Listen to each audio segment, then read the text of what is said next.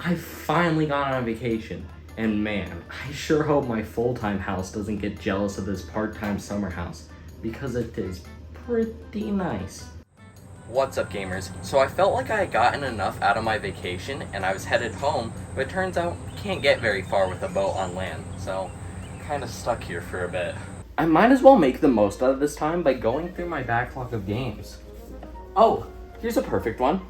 Link's Awakening was originally developed for the Game Boy, and unlike with other franchises' handheld appearances, where you could tell the games were in the same series but it was just very clear which one was built for the home console, Link's Awakening feels like the next step in the evolution of the top-down Zelda format.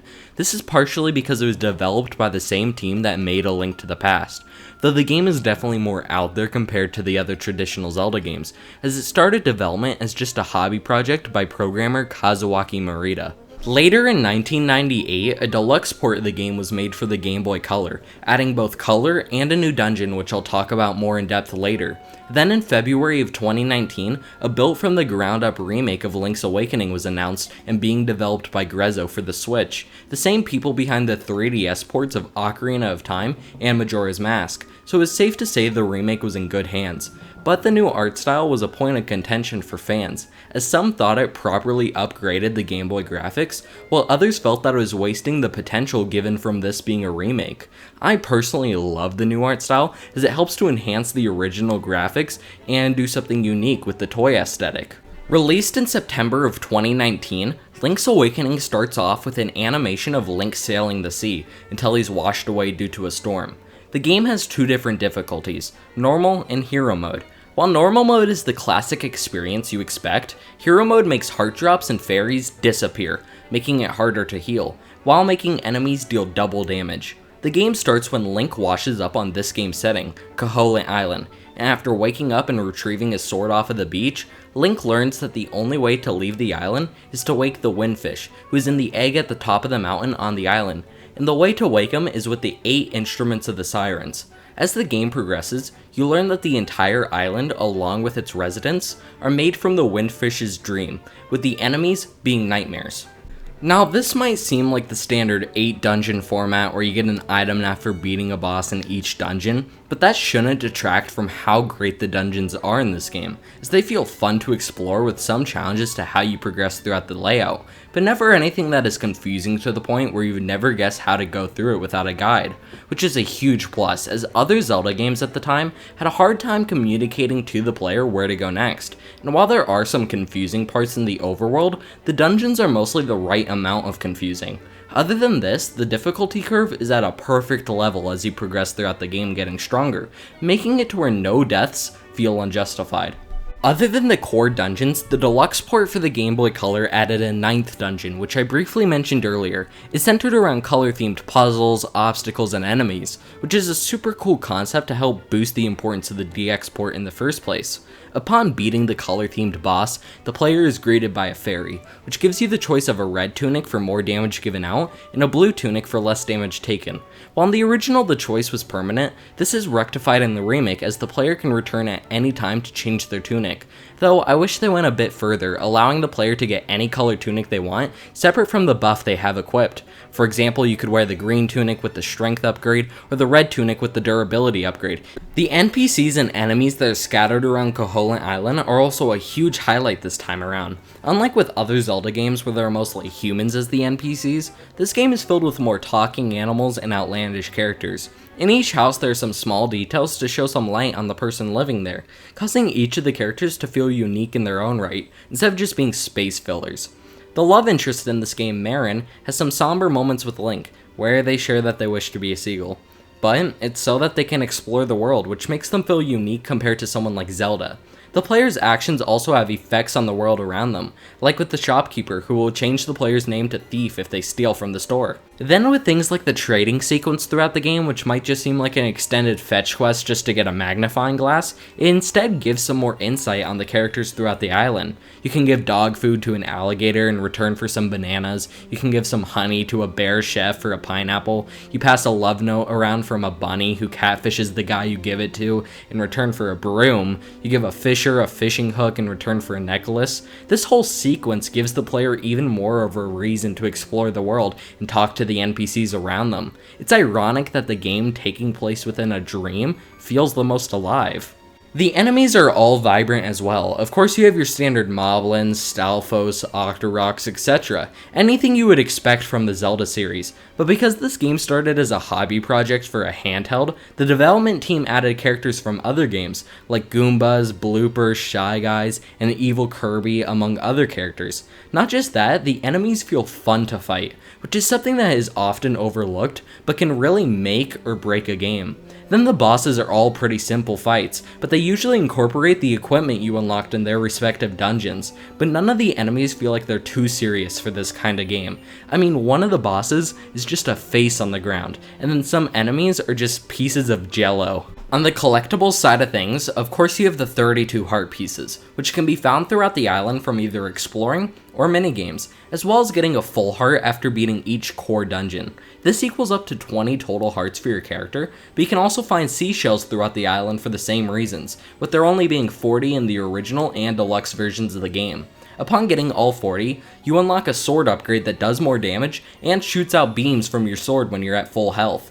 And an additional 10 were added to the remake for the Switch, with the final reward getting you a dungeon block piece, which is used for a side activity I'll talk about more later. The Zelda series, for me at least, is defined by its side quests and activities, and while I already mentioned the collectibles and trading sequence, Link's Awakening still has a lot more to offer.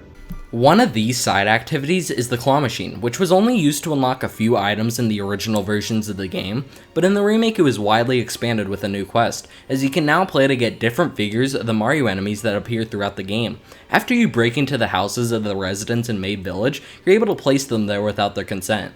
As the game goes on, more and more figures can be unlocked from playing the claw machine, and after getting all 10 and placing them around, the trendy game employee calls you the champion for the rest of the game, and you unlock another dungeon block piece. Though, due to the increased usage of the claw machine, it was partially changed for the worse, as it uses a new physics engine, making the game a bit harder to play, especially when going after the bigger items.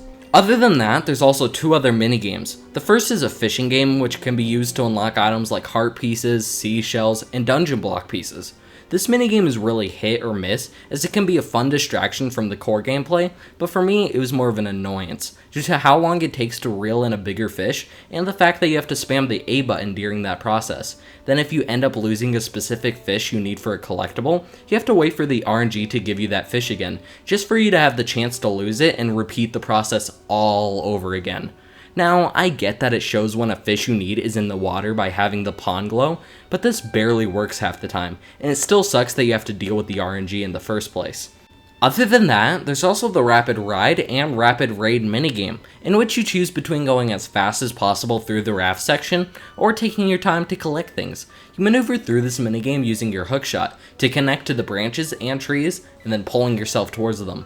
Both versions of the minigame are fun in their own right, with them being used to unlock even more collectibles. I just wish that the cost to play the minigame wasn't so high, at 100 rupees. Along with that, the hookshot is pretty messy when choosing a diagonal direction, which sucks as it helps you to get to places a lot quicker. The remake's biggest addition, other than the graphical change, is Dante's Dungeon Maker, which, as the name suggests, lets you build your own dungeons to run around in, which can be a puzzle within itself. There are quite a few challenges that you can try though, such as having to put a bunch of chests in the middle, making the dungeon different shapes, or only being able to use certain blocks. Upon beating the 3 tutorial sections, which had given out hearts and dungeon blocks as rewards, you gain access to the 12 gold challenges, which added things like a time limit, not being able to use a sword, etc.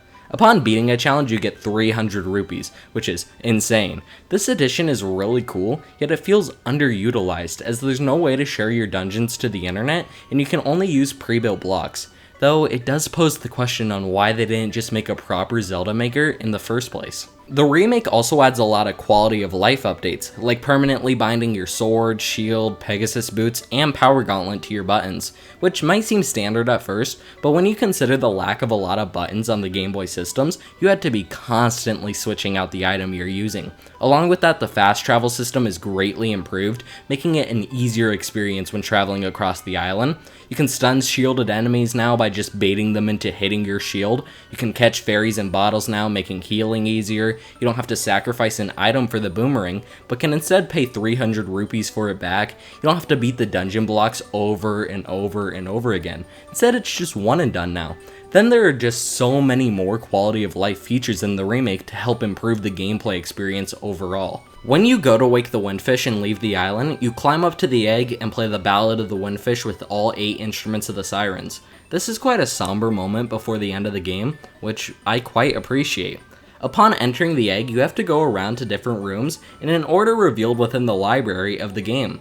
Upon getting to the end, you're forced to fight some harder shadow versions of old bosses in one go, including Ganon from A Link to the Past. The final fight is against Deathel, who's pretty simple when you figure out the attack pattern, and upon beating them, you meet with the Windfish, who tells you to awaken with them by playing the Ballad of the Windfish again, effectively erasing the island. Another animation plays of Link waking up at sea, seeing the Windfish fly overhead. And if you were able to beat the game without dying, you also see a seagull fly by, representing how Marin finally got her dream. Link's Awakening is a great game, enhanced with even better graphics and gameplay additions for the remake. I love the fact that the game stuck to the original while trying new ideas, all without taking itself too seriously. I would love to see Grezzo tackle a remake for the Minish Cap, or try to make something entirely new for the Zelda series. Maybe if I turn myself into a seagull like Marin, I'd be able to get back home. Oh man, then I wouldn't be able to play Donkey Kong games anymore.